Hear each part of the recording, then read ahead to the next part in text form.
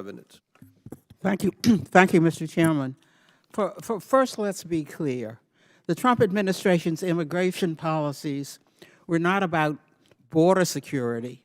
They were about xenophobia, demonization, and cruelty.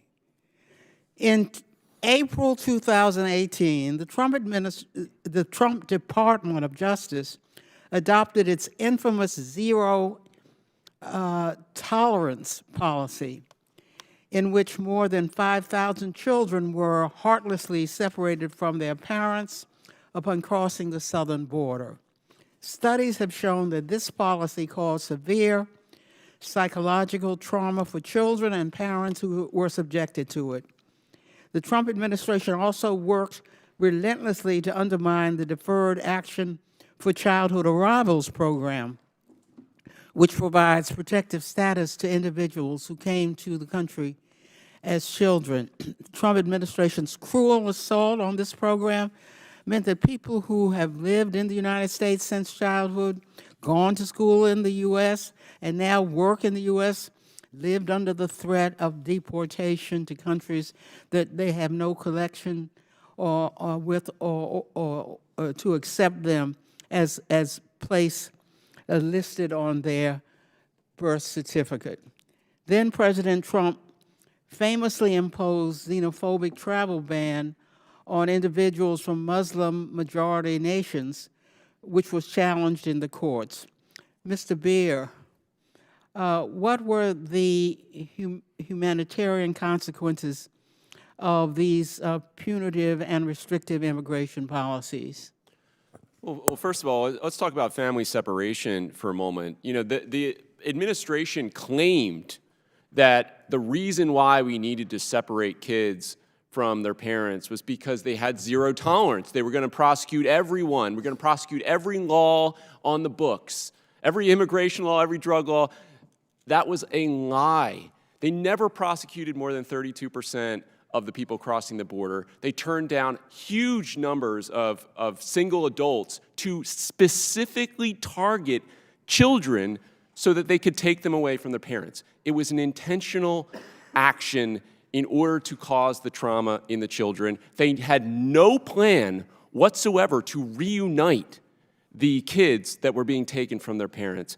And that's the most appalling thing, is that they knew that these kids were going to be lost in the system, and they had no intention of fixing it unless they got caught. And ultimately, they did get caught by the courts that ruled the policy was unconstitutional and undermined the rule of law. The travel ban was equally abhorrent in separating families because it blocked even spouses of U.S. citizens, spouses of legal permanent residents in the United States were separated from their families. Minor children were separated from their families simply because they were born in some country, not because they ever lived there even. Just because they're Iranian by birth meant they were banned from coming to this country. So thousands of families separated by that abhorrent policy, which undermined one of the most basic premises of the Immigration and Nationality Act, which was reformed in 1965 to make sure that every country, every nationality was treated equally.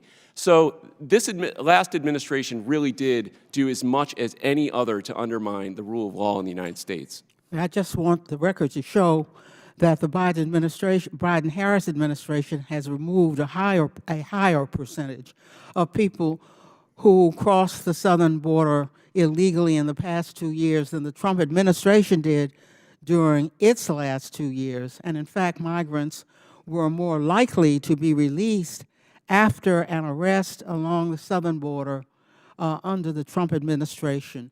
Mr. Beer, would you agree that the Biden-Harris administration's efforts to reform our immigration system have been more effective than those of the Trump administration? And if so, how so? Well, absolutely. Let's talk about Title 42, which banned asylum along the southwest border. And the prior administration knew that this was going to return people to Mexico, where they would face criminal cartels, they would be trafficked, they would be raped, they would be subject to all sorts of depravity. And yet, when the Biden administration got rid of that policy in May of 2023, What happened was, when you get rid of the policy that says you can't apply for asylum, what happens? People try to evade the Border Patrol. They try to enter illegally. That getting rid of Title 42 actually helped secure the border, brought down the number of gotaways on a monthly basis by 50%, because people went and sought out a Border Patrol agent and said, you know what, I'm not going to put my life in the hands of a smuggler. I'm going to put my hands in Border Patrol's hands. And so this really did incentivize people to cooperate with the law. Talk about the parole programs, how effective those have been in getting people to apply to come legally. They just act like it's a change in category. They move people from illegal to legal. That is totally not what it's like at all. Crossing the border illegally involves a risk to life. It involves Border Patrol resources. We just heard about how the Border Patrol is overwhelmed. Well, they want to make it even more overwhelmed by getting rid of these effective policies.